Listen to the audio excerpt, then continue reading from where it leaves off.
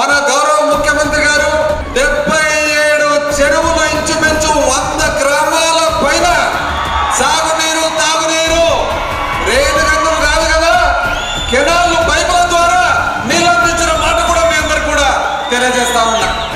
ఒక రైతు సరుకును రీటైల్లో కొని ఆ సరుకును హోల్సేల్లో అమ్మే వ్యక్తి అంటే ధర ఎక్కువ పెట్టి కొని తక్కువ ధరకు అమ్ముకోవాల్సిన పరిస్థితి. అటువంటి రైతుల త్యాగము తెలిసిన ప్రభుత్వము తెలిసిన ముఖ్యమంత్రి గారు అని చెప్పి మీ అందరు కూడా నేను సవినయంగా తెలియజేస్తా ఉన్నా. అన్నదాతకు మట్టికి నీరుకు ఉన్న అనుబంధాన్ని శిరస్సు వంచి